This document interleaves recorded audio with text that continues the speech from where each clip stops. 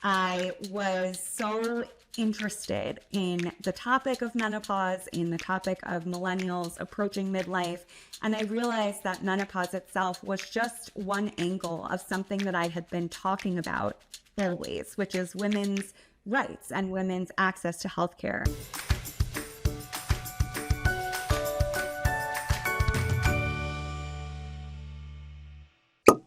Well, hello and welcome to Uncorking a Story. I'm your host, Mike Carlin, and today I'm excited to bring you my conversation with Lauren Tetenbaum. But before I do, I have a quick behind-the-scenes note for all of you, especially if you're watching on YouTube. When I recorded today's interview, it was last month, and I was wearing a hat. You might be wondering why. Well, it's because my face looked like it lost a fight with a blowtorch. Basically, my forehead was a mess. It looks like, looked like a pizza exploded on it. I was in the middle of a treatment for precancers, and let's just say the medication was doing its job just a little bit too well. But the good news is the face is healing and no hat required today. On a more serious note, this past year, I've been reflecting on a lot of life's transitions and how we find meaning and resilience through them. I often like to tell people, my philosophy that life doesn't happen to us, life happens for us. And there was a lot of things that happened for me in the past couple of years, and including the death of my brother and the death of my mother. They died within 1 year and 1 month of each other. Greg on June 21st, that anniversary is coming up soon, and my mom on July 21st. And that's a big part of what inspired my latest book. It's called The Waiting Room. It's a story about family. It's about forgiveness. It's about finding peace in those unexpected places that we sometimes find ourselves in, including a hospital waiting room. I was in a few of those for the past couple of years. Now, if you picked up a copy of that book, great, thank you. I appreciate it. If not, there's no time like the present. You can find it wherever books are sold. And to make it super simple, there's a link on this episode's webpage.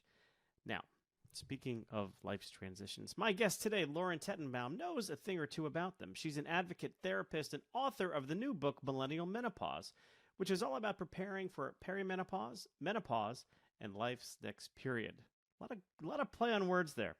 We had a fantastic conversation about change, about resilience, and about how to reframe life's next chapters. So without further ado, let's pop the cork on Lauren's story.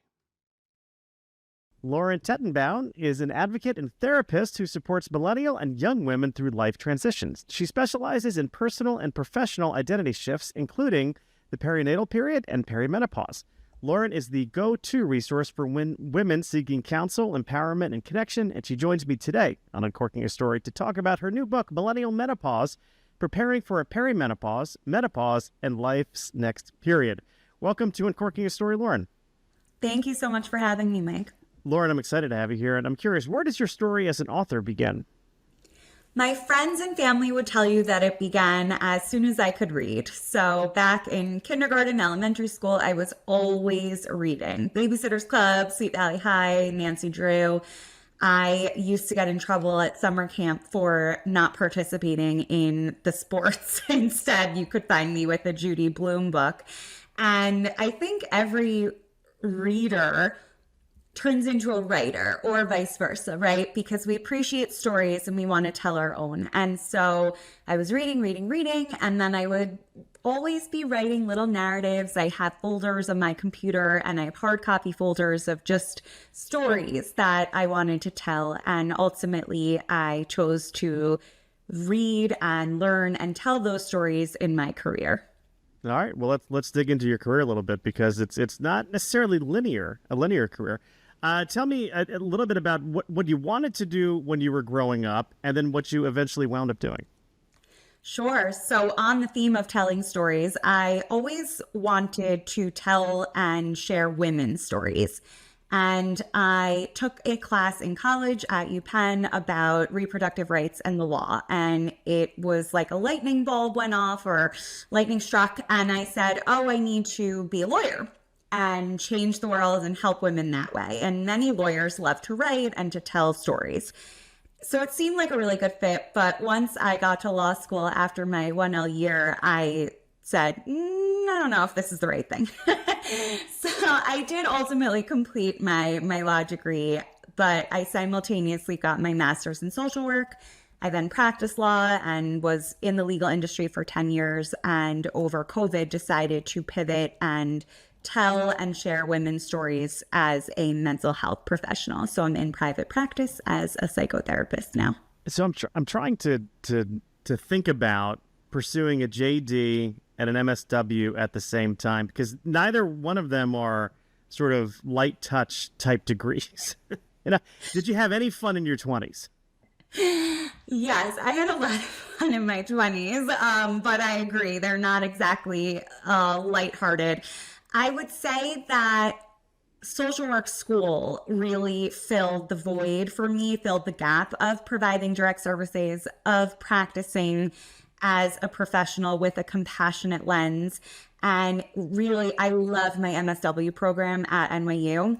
I don't want to knock my law program, but it wasn't what I was hoping it would be. But then social work kind of supplemented that for me. So I was very fortunate and able to do both degrees within 4 years and just kind of knock them out. And here we are 10 plus years later. How has your law degree helped you as a therapist?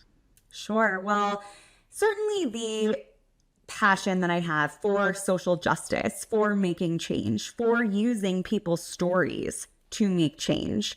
That is all part, I think, of being a lawyer, of going to law school, of working in the legal industry, and carries over through everything that I do.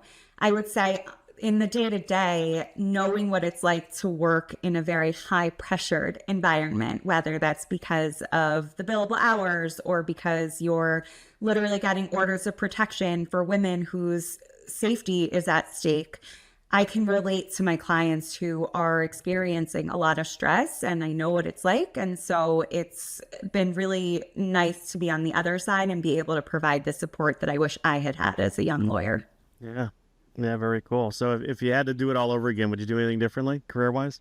I think about this a lot, and I think I would still do what I did, because everything that we do is an opportunity to learn a lesson. I would probably tell myself to chill out a little bit, to not take things so seriously, to your point about, the light or heaviness of it all. But I think that my experience, my career path lent itself to where I am today. And so I think it's important to have no regrets, just lessons learned. No regrets. That's a great way of thinking about things. Regrets are kind of useless, I think. I mean, they don't really serve us at all. Well, that's right. I say to my clients all the time as a therapist, is this serving you? Is hanging on to it and the blame and the guilt serving you? And usually no, but that doesn't mean that you're perfect and didn't make, quote unquote mistakes. It's just lessons, opportunities to learn something. Yeah, I mean, the mistakes are our teachers, right? They're our greatest teachers, I think. I think so too. Lord knows I've made plenty of them. We all have. We're human. That's okay. Right. It's part of this life school that we're all participating in. That's right. You mentioned sort of a pivot happening during COVID, and I'm curious a little bit more about that. Why do you think you made that change during that period of time? A few different reasons. I think any global catastrophe is an opportunity. Again, there's that word, opportunity, right? To reflect, to say, am I happy? If God forbid I got sick, am I living the life that I feel most fulfilled in? So there was that reflection point. There was also the opportunity to be working from home and being more independent, not necessarily having the corporate structure of the firm that, I otherwise would have been going into every day. And my kids were very young at the time. And then really, I saw that the women around me who were very privileged, and we all had our health and roofs over our head, which not everyone did at the time, we were all really struggling. And I thought, well, if we're struggling and I'm struggling and we're so fortunate, what about everybody, right? We really do need to be talking about mental health struggles and to be providing support and community in a way that I don't think we had been. And so I set out to provide the support that I wish I had had and focus on women's mental health. So were you living in Westchester during that time, or were you in Manhattan? So we were very fortunate. We bought our house in December 2019, and we were planning on moving slowly. And then when the school shut down in New York City, we just came out to the burbs and haven't left since.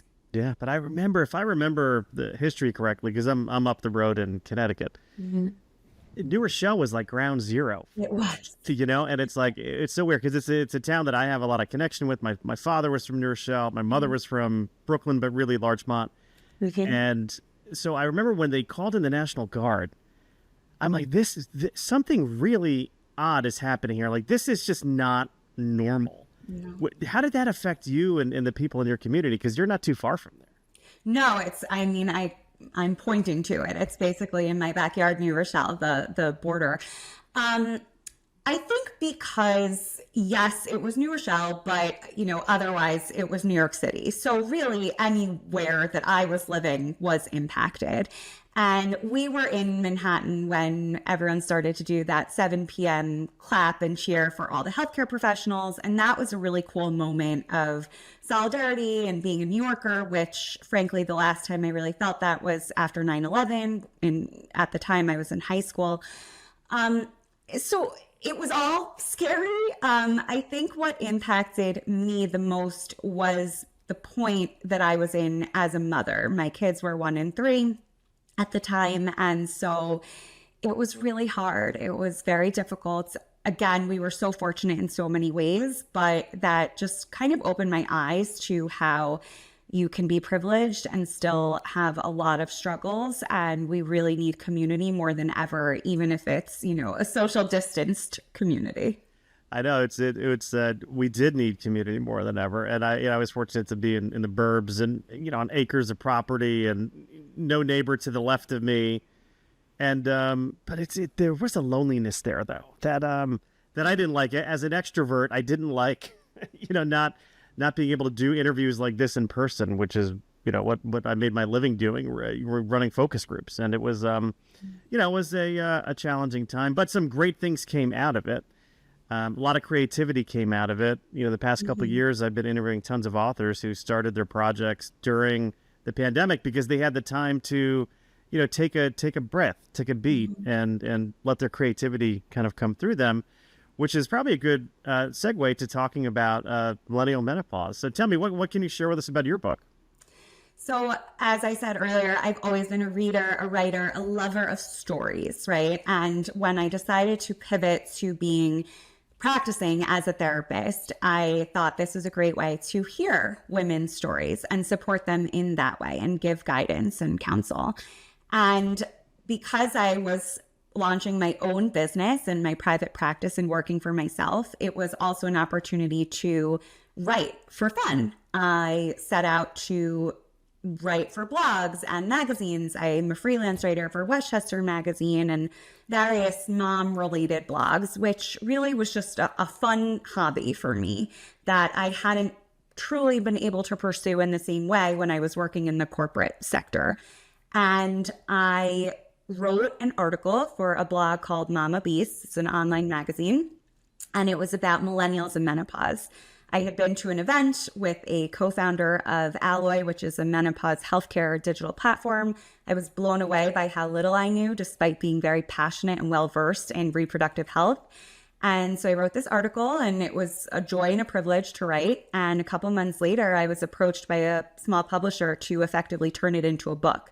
And I spent the last year, that was May 2024. It's now May 2025 while we record. Spent the last year writing, researching. I interviewed over 4 experts, over 120 lay people about menopause, and the book will be released July 15th. That's so exciting. How did you find the writing process? So going from sort of writing something smaller form, right, shorter form blog piece to something as sort of big as a book. How did you tackle that? And how did you get over the, hey, am I qualified to even do this kind of thought process that certainly would be going through my head? I found it incredibly fun, certainly a labor of love, certainly time consuming, and certainly an opportunity for my husband to step up, although he's very much a partner, but he would be in charge of the kids on more on the weekends and at bedtime because I was writing and I didn't, quit my day job. Um, I don't mean to sound woo-woo, but in many ways, I felt like the stories were pouring out of me. I was so interested in the topic of menopause, in the topic of millennials approaching midlife, and I realized that menopause itself was just one angle of something that I had been talking about always, which is women's rights and women's access to healthcare. And so it was the hardest part was finding the time, but because it was so enjoyable for me, it never felt like a chore. Yeah, and don't use woo woo like it's a bad term here. Like I like witchy stuff. Yeah. this is a safe space for woo woo, because I think when you are passionate about what you're writing, words do come through you. They don't necessarily come from here, right? They don't necessarily come from the thought process. They come from here.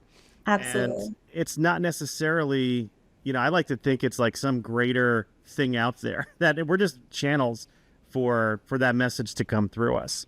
And I certainly found in things that I've written where I'll reread something and I'll be like, I don't remember writing that, and I don't know who the person is who wrote this because it doesn't sound like me, but clearly I was the one at the keyboard.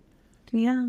It's cool. I felt that way after I had met Anne Fullenwider and then wrote the blog piece. I felt like tingling. I said, I have to get my thoughts out there because this is such an important message. And I was just so excited to share it.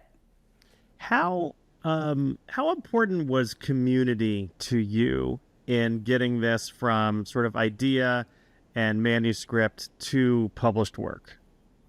Incredibly important. And I love this question.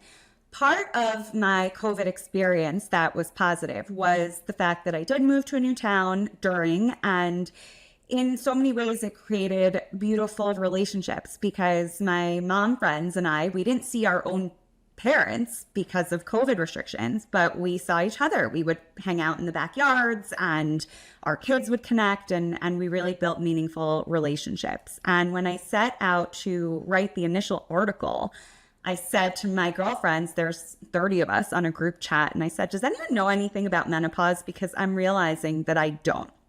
And sure enough, they didn't either, really, but they had friends who were physicians or in the femtech space or whatever it was. And that group chat led to other conversations with friends of mine and friends of friends. And everyone really connected me and supported me. And my friends are really wonderful and they constantly show up. And I do a lot of community events with other providers in my area. And I can't emphasize enough the importance of community. And I'm so happy that my community has broadened throughout writing this book. Yeah. And then the other thing I'm curious about is the role empathy played in your storytelling here. And I if you wouldn't mind just reflecting a little bit on the importance of empathy in writing, I'd appreciate that. I think empathy is probably my most valued quality in myself and in others. I think it's incredibly important to be able to put yourself in someone's shoes. I am not yet menopausal, but it was so powerful to hear from women who had been through menopause, whether they were in their 50s and 60s or friends of mine who went through surgical menopause because they had had breast cancer treatments or whatever it was. So to be able to just listen to someone's story and then to tell it back in a way that feels right for them and can help so many others, I think is grounded in empathy, and that I hope shows through my work both as a therapist and as an author. What did you come away from this project knowing more about menopause, or actually, I mean, I'm trying to think of the best way to ask this question, which is what were some misconceptions you had about menopause before penning this book? I mean, I learned everything that I now know. What I knew going into menopause was that it was the end of one's periods and fertility. That was it. I didn't know when it happens. I didn't know the definition of it really, which is truly that menopause is just one day. It's one day of your anniversary of a year of no periods, absent any other medical reason. And then perimenopause is the time period leading up to that last menstrual period in the following year. And perimenopause can last for several years and be a whole roller coaster of physical and mental and emotional symptoms. And as a therapist, I was really humbled to learn about the impact that hormones, fluctuating hormones, can have on one's mental health. And now in my practice, I see it. And I didn't see it before because I didn't know. And it's been really, really powerful to be able to help my clients and friends and point them in the direction of the right resources and just simply support them through this. Yeah. I mean, I'm coming at this from the point of view of a 50-year-old guy, and I won't give my wife's age, right? But she is 2 years older than me. Who's I like that. I mean, we think she's menopausal, right? We're pretty sure, like, all signs point to this, and there is this emotional roller coaster journey that I've seen, we've experienced as a family, for the past 5 or so years, which was not unlike what the journey that was going on after our kids were born. So it's an interesting bookend there, I think, with around fertility, but certainly, our kids. I mentioned before, off camera. I mentioned, my audience knows that I'm the father of triplets for 23. But there was this sort of change that I saw. Like, kids come home, but we didn't call it postpartum depression because we didn't know. But that's really what it was, looking back, hindsight. And then, like, now, like, almost a quarter century later, kind of going through something similar again. It's I think there's something poetic about it. There's also something frightening, and not to make light of it.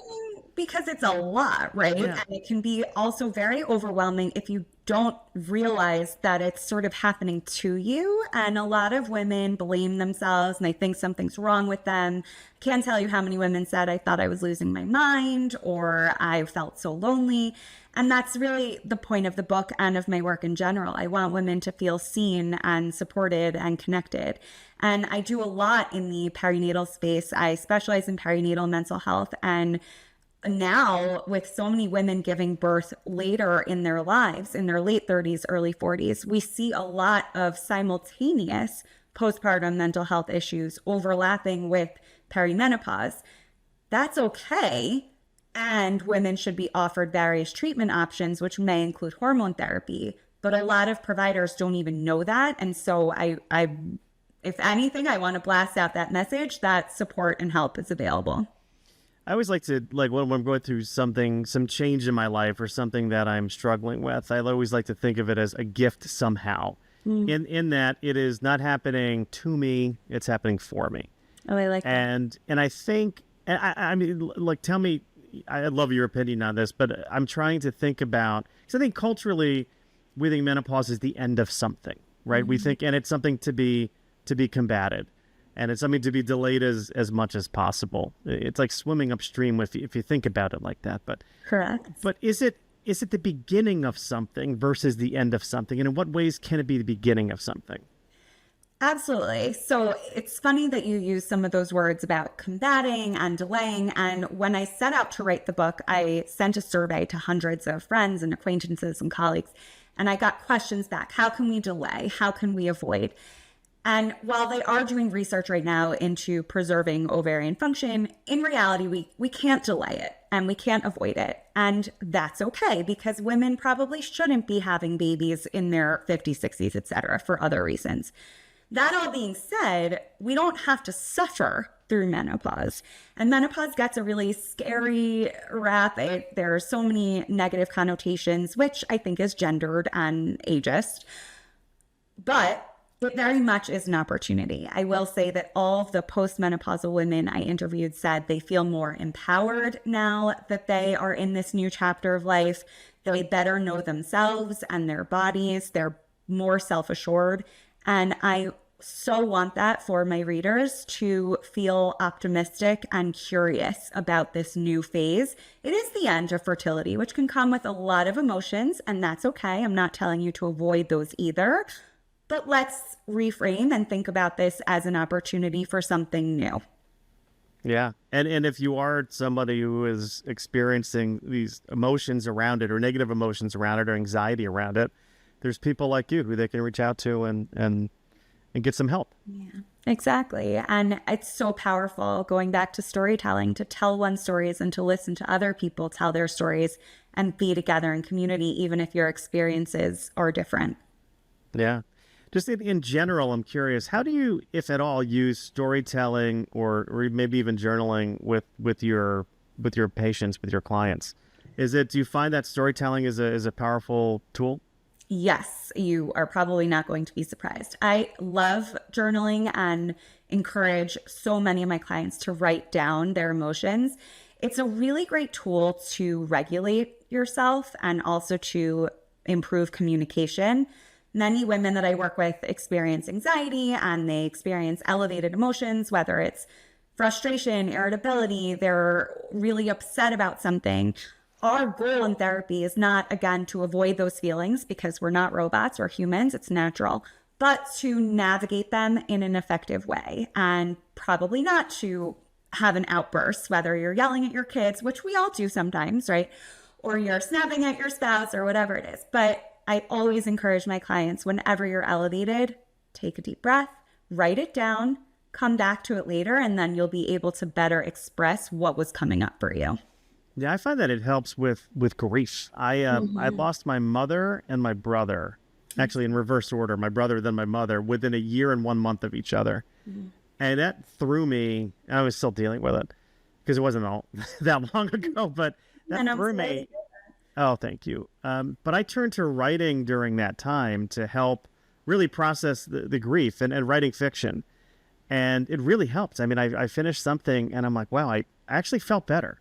I don't know if it was like putting closure in there or just like transforming something that was negative into something positive, but it was powerful for me. And I imagine, if I were a therapist, I wanted to be a therapist. That was my number Never one. too It's never too late. I agree.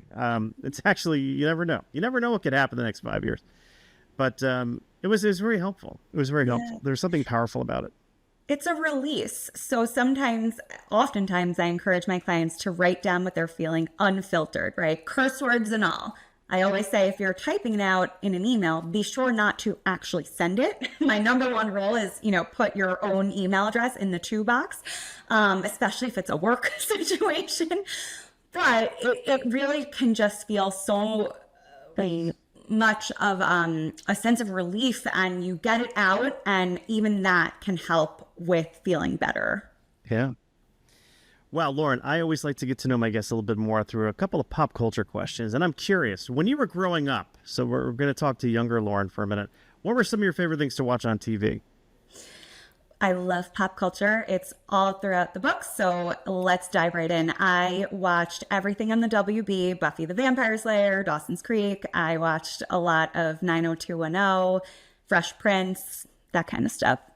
So I have a very special connection with the 90210 kids because that show came out, I want to say it was my junior year in high school.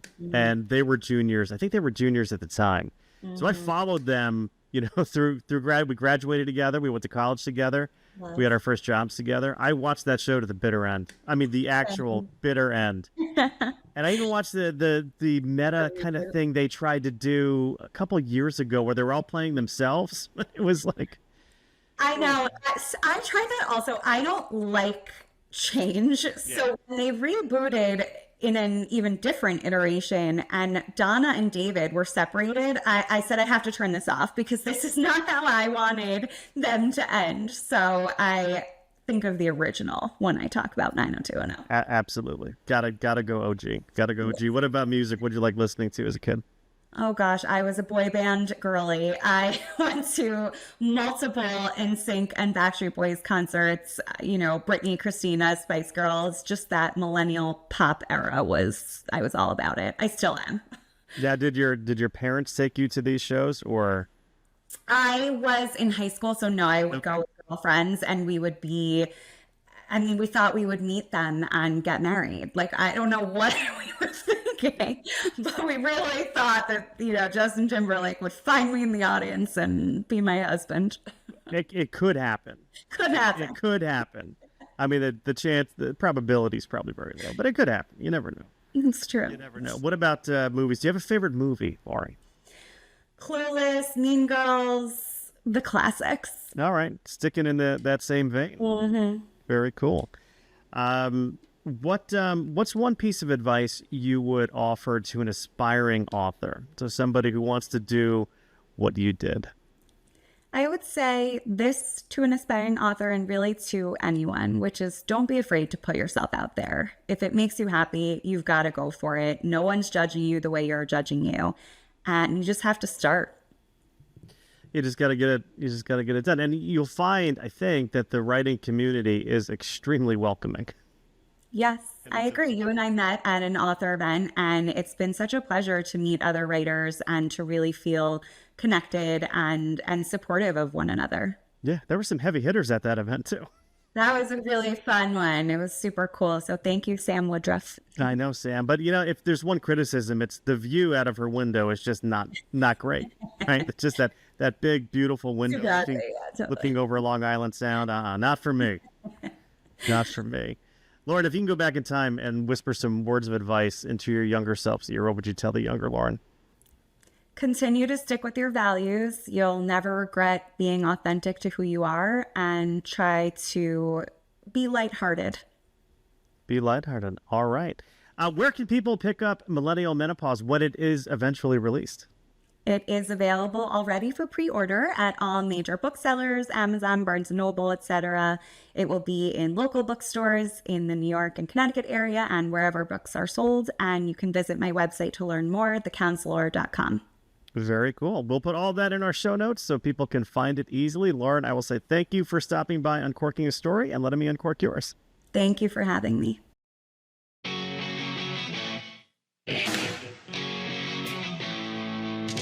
Thanks for listening to Uncorking a Story. If you'd like more information about today's guest or to find out more about Mike, go to uncorkingastory.com. If you enjoyed the show, please subscribe, rate, and review us at Apple Podcasts, Spotify, or wherever you get your podcasts. Tune in every week to hear Mike Carlin uncork a new story.